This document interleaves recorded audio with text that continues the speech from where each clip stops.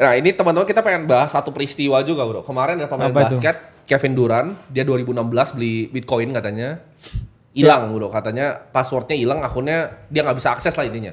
Tapi itu kelalaian pribadi sebenarnya, menurut gua. Yes. Menurut gua.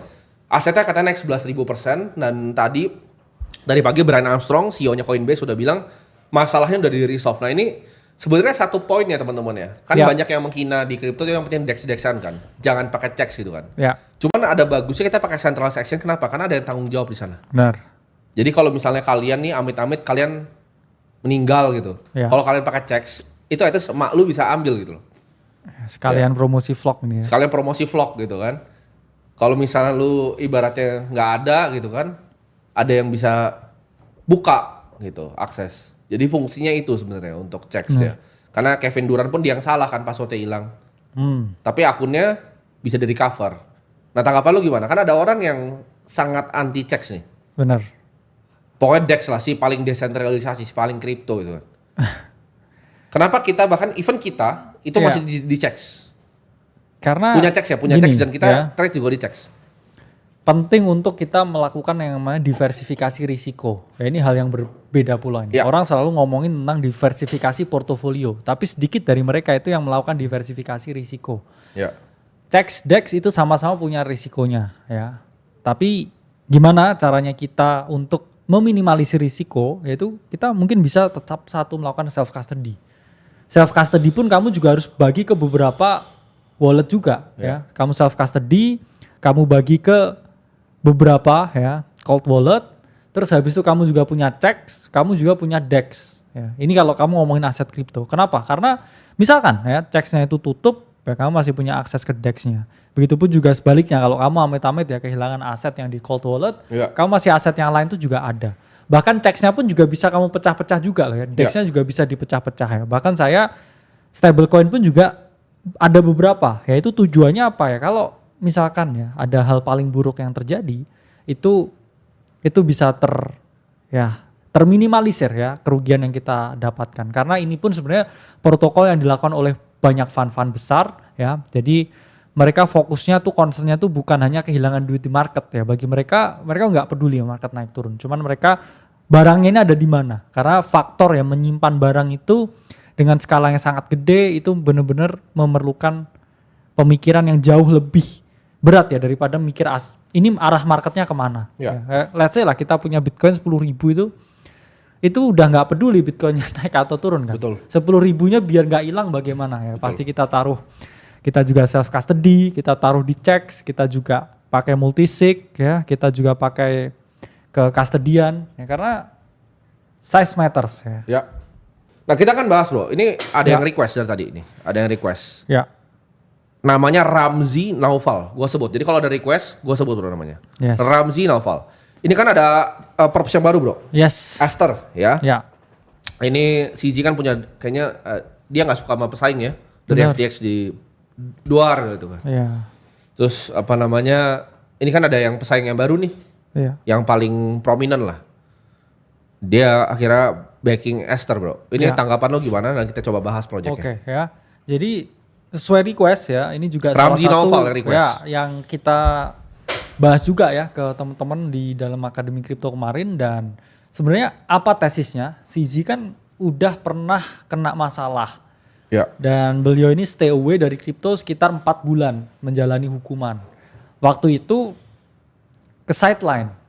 Layer 1 yang bersinar waktu itu Ton. Ya. Sampai Ton juga kena masalah. Terus juga Solana. Ya, jadi transit season itu happen ketika CZ itu behind bars Ya. sebenarnya. Dan setelah beliau keluar ya waktu itu kita masih bullish dengan Solana tapi bearish dengan transit di Solana. Kenapa? Karena pasti disikat semua sama CZ. Ya. DSC-nya pasti dinaikin. Ya, Ya. BNB happy all time high ya, kita udah ngomong $1.000 itu dari tahun 2024. Dan memang kejadian beneran juga ya. Waktu itu ya tesis kita karena CZ ini nggak bisa sepenuhnya keluar loh dari kripto. Ya dia emang nggak ngurus Binance ya, Richard Teng yang ngurus. Cuman bukan berarti dia tuh keluar dari kripto. Enggak lah, dia mesti di belakang. Iya, dan dia ini sebenarnya yang paling duluan dengan ide perpetual DEX di tahun 2019 ya. Terus habis itu muncullah ya Hyperliquid dan dia merasa bahwa wah, saya harus punya skin in the game juga. ya. Iya. Dan itulah mengapa Aster di launch, dan memang to be honest ya, kemarin saya juga udah coba tuh, saya pakai trading sejam, time out 3 kali saya pakai sejam. Aster. Ya, Aster tuh 502 bad getaway. Ya. tiga kali ya dia time out dalam 1 jam saya pakai trading, dan kayaknya memang Kenapa itu lagi farming lo? benar lagi. Farming volume ya lo ya. Lu pencet Bener. tak tok berapa volume itu? Tak tok. Ya, volumenya ya so far ya yang lighter ya ini ya puluhan juta ya, cuman belum mulai lagi ya, Oh, karena berarti belum sibuk banyak juga. pencetnya Ya, kan benar. malas kan kayak. Belum banyak ngetapnya ini ya. Karena kalau Jangan. Aster ya saya entry dan ya so far naik 60%. Karena itu waktu tidur sebenarnya. Dia sejam sebelum pengumuman ya rate cut. Karena Ya. sebenarnya saya tuh bukan tipikal gini. Banyak orang yang berpikir kan kayak crypto bros yang lain biasanya. Kayak, ini kamu pasti begadang jam 1, enggak, saya jam 11 tidur. Karena gini, ya itu tadi ya saya expect dari awal volatility-nya nggak sebegitu ekstrim, dan saya bukan tipikal yang selalu trade on the news ya. Saya nunggu settle the dust dulu baru saya lihat direction-nya. Ya. Berbeda dengan orang yang selalu wah FOMC meeting terus habis itu trabar gitu bro ya. Iya. Terus loss bareng-bareng gitu. Iya kan? yang zamannya begitu biasanya kan. Ya, daripada begitu ya saya ngomong buang-buang waktu. Ada yang gitu, terabar FOMC. Banyak kayaknya. Iya kan? Aktivitas yang menurut saya ngapain ya cari beberapa pips ya, beberapa persen ya, mending kita nunggu aja lah ya. Cuman itulah trading boru. Itulah kenapa akhirnya saya kelewatan Aster juga nih. Agak kesel juga ya sebenarnya, karena ini di post jam 12 malam sejam. Sizi tahu nih. Ini pasti Crypto Bro begadang ya sejam sebelum FOMC. Ini bisa nih saya pom-pom gitu kan. Ya. Tegas Saya gitu. tidur, beberapa orang yang Tapi rasional tidur. Itu ya. tuh gue nggak pernah lihat tuh di luar negeri tuh namanya tuh Kenapa? trabar. Itu apa itu? Itu lu pencet-pencet bareng kah? Itu kan aktivitas yang sangat sendiri ya. Gue bahkan gini eksekusi trade kayak kemarin. Gue BNB gue sempat potong 2,5% lagi gitu kan. Tapi ngomongnya tuh setelah udah terjadi semua gitu. Biasanya gue nggak kayak bro ini gue mau beli BNB di harga 600 bro gitu. Segini posisinya.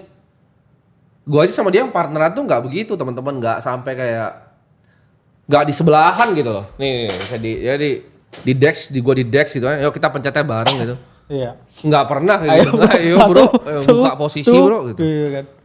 Tuh, wah, gak lah, Itu belum kayaknya- pencet gitu. Iya itu kayaknya terus bareng gitu. Gini loh, market kan bisa aja gue ngelawan dia. Contohnya gue nggak masuk ETH dia menang, dia lawan yang lain menang Iya. artinya. Terus lu bareng ngumpul dengan duit lu yang sangat sedikit itu, lu pencet-pencet bareng terus ngerasa keren. Itu fenomena keterbatasan intelektual ya teman-teman ya, kita bilang ya. Iya. Jadi jangan begitu-begitu itu jangan. Itu apa IQ lu nanti tambah jongkok terus. Ya. Lu nggak akan lihat kayak orang di trading floor Goldman Sachs, lu posisi berapa, lu buka berapa, enggak. Ya mereka cuma di Bloomberg anteng aja. Iya, Ada portfolio manajernya. Ya kalau mungkin even di kripto juga sama. iya. Ya. Sama kalau lu mau ke lihat fund-fund yang di kripto juga sama gitu, ya. Jangan apa namanya punya keterbatasan Iya, intelektual. punya fetish trabar. Ya itu aneh Iya tuh kan? Indonesia itu. Fetish trabar gitu kan. Bingung gua juga. Iya, kayak Dari siapa sih yang bikin itu? Ini kan, itu tuh dibikin sama geng-gengnya binary option kan awalnya kan. Buat rugi barang gitu kan dapat komisi kan. Cuma itu kayak menjalar gitu loh. bener. Kayak menjalar gitu. Ada yang bilang itu formula orang tolol. Aduh. Kasian. Nah udah, jadi Aster menurut lu gimana? Walaupun Oke, bad kita gateway lihat itu. price actionnya ya. Kita langsung lihat aja. Oke. Aster memang ya ya kita inilah ya, kita gambar dari, saya ingat banget 1,71 nih CZ yang nge-ceiling ya. Karena sebenarnya ini udah banyak juga yang garap ya. Tapi karena terlalu banyak ini. Jadi terlalu banyak ya DEX yang pengen coba jadi hyper liquid. Jadi saya pun juga bingung ya mau farming yang mana. Akhirnya karena gini, hype menjamur ya kan. Orang habis itu kayak waduh bikin ya. Kalau Bro Kakar ini rajin teman-teman. Bener. Dia pencet-pencet ada volume masih pencet lighter dia. dan sebagainya. Jadi kayak bingung ini mana ya, di BSC pun juga ada banyak ya kita ngomong MYX semua kayak ini mana yang dikerjain. Jadi setelah Aster ya, saya juga akhirnya mikir ya, hype-nya menurut saya bisa couple leg lagi ya, dalam artian 2-3 kali lipat dari sini. Cuman ya saya berharap ya teman-teman sekarang dia sedang dalam pattern continuation ya. Kalau kita ngomong klasik ya, price action ya, dia developing higher low lagi nih di sini ya.